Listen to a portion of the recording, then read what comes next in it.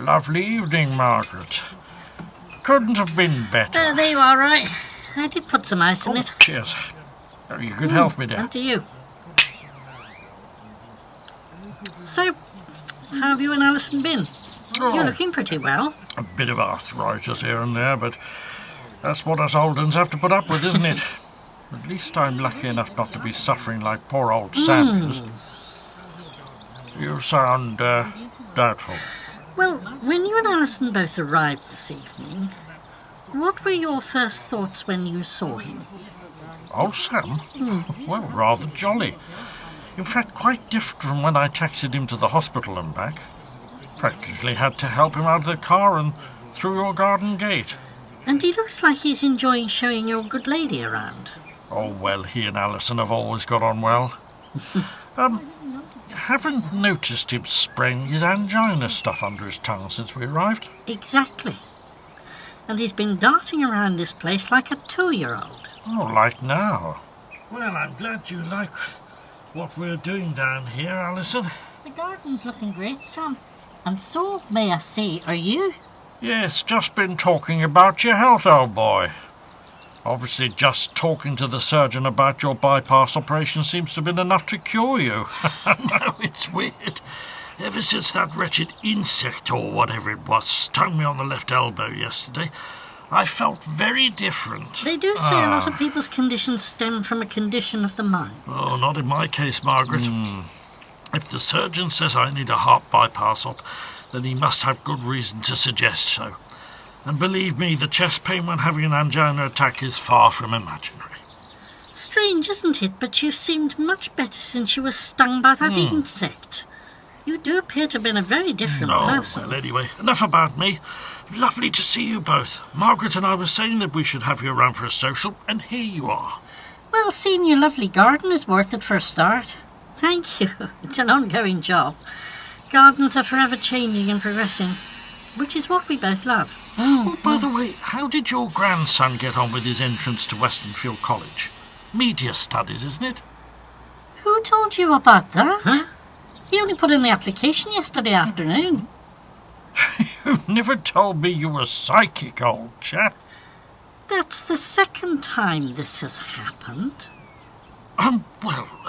Somebody must have said something. How would I know otherwise? What was Bob's reaction to what your dad had said, Anne? He gave me a very odd look, shook his head and asked how Dad knew. Yes, well, something similar happened last evening. Oh? Well, we had Roy and Alison Camelford around for a social. Been meaning to do so for ages. Not only was your dad sprinting around the place like there's nothing wrong with him, but he asked them a question about their grandson's apparent application to college to do media studies. Don't tell me there's no way he could have known about it. The Camelfords looked gobsmacked. Their grandson had, apparently, only made the application the day before. No way your dad could possibly have known. Well, perhaps that and his warning about the contractors that Bob's going to be working with on that office complex are just two very lucky guesses. Pure coincidence. Perhaps, but he even looks different. And it's ever since he got stung by whatever it was. Oh, the antiseptic cream obviously worked then. Well, yes, although we don't even know whether it was a wasp, a bee, or even a mosquito. Well, it obviously hasn't done him any harm. He looks very well, and his heart seems to be behaving. Why worry? I suppose. I'm just dumbstruck. Anyhow, here we are. Home sweet home. I'll help you with the shopping, Mum. Thanks, darling. Are you coming in for coffee? No, thanks. I said I'd meet Bob in town for lunch. He wants to show me the area where he's going to be working on this new office complex. He hasn't taken your dad's advice then and told them where to stick the job. What do you think? Here, you take this bag and I'll bring the other. Thank you.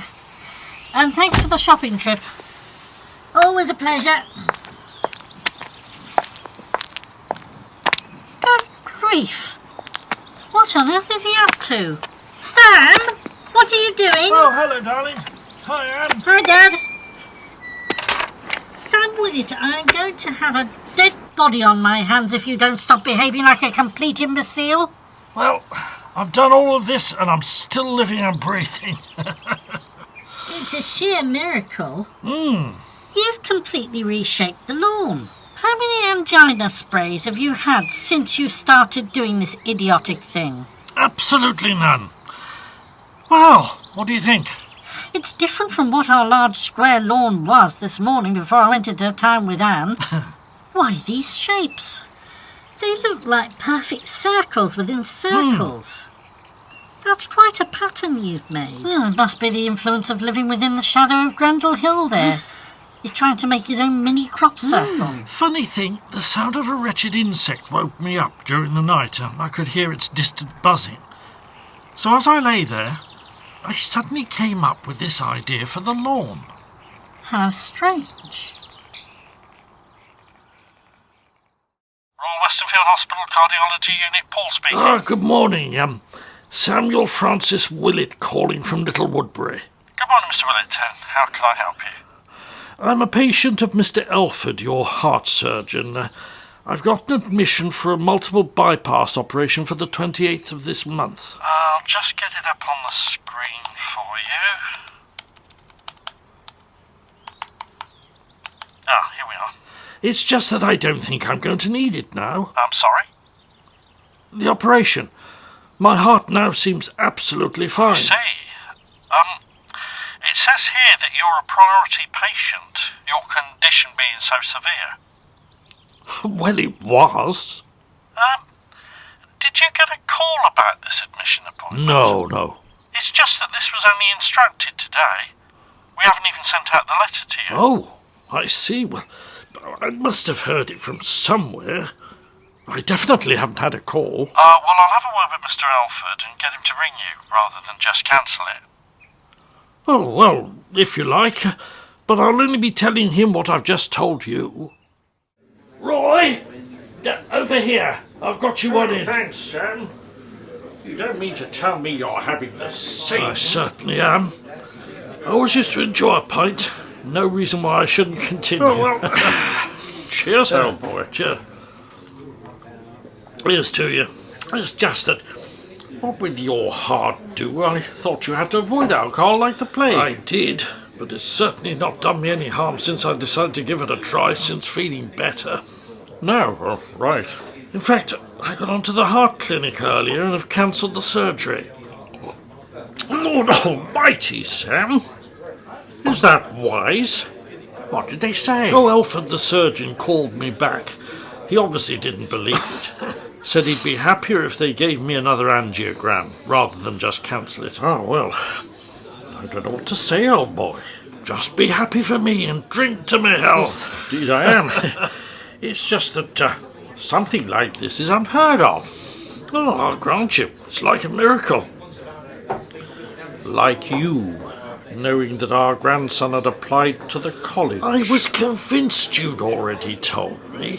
He did get in, by the way. Oh, well, do congratulate him for Margaret and me. I'll definitely drink to that.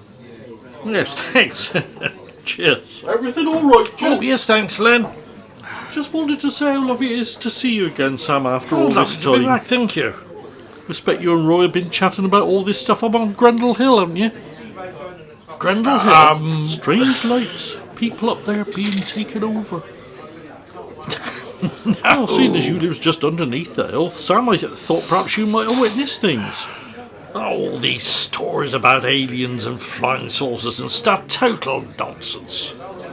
Oh, well. Anyway, great to see you back. See you again soon, Yeah, cheers, Len. As a matter of fact, old chap, I was intending to have a chat with you about that very thing. But I don't think here is the best place, quite honestly. Oh? Intriguing. Interesting. That wasn't there last time. Shall I take the probe a bit further, Mr. Alford? No, just pause it there a moment, sir. Can you see that? Yes, I can. Some sort of obstruction. Potentially. The rest of this examination is revealing some astonishing things. So what is this? Are you going to attempt to remove it? Well, I think it's a good idea if we can. Perhaps Perhaps it's a stent from the previous angiogram. I don't think so. It's too small. Right, here we go. Was that my imagination? Or did it move along the vein away from the probe? No, you're right, it did move. I am absolutely gobsmacked. Hello, Mr. Alford. What's the latest? Mr. Willett, looks like you're recovering nicely. Yes, but I was aware enough of things being said during the examination. I wasn't completely doped. You're going to tell me you found something, aren't you? Yes, but before I do, I'm also going to tell you that you are the most remarkable patient I think I've ever encountered in my 10-year career. I feel honoured. The most astonishing thing is, there's now nothing wrong with your heart. I'm not surprised. I mean, you're not actually your own identical twin brother, are you? A more healthy one of the two? Definitely not. Only child, as my wife will confirm. Well, after the last angiogram we performed, I was very concerned that you might not even last another week. Your arteries were in an appalling state. But now... But now it seems like a miracle has taken place. Well, yes. You certainly won't need any further medical attention, and certainly no heart. Well, that's excellent news. But, as you rightly say, there is something else. Something we saw on screen that we cannot explain or identify. Whether it's some sort of insect or what, we can't say. I tried to remove it from your vein, but it kept moving. I had to give up in the end. Good Lord. Perhaps it was that insect then. That insect? Well, I was standing in the garden the other afternoon, don't know what by. Ever since then, my life has been quite different. I think we'd better do some surgery to remove whatever it is. It could be an insect. Quite frankly, I haven't a clue as to what it might actually be.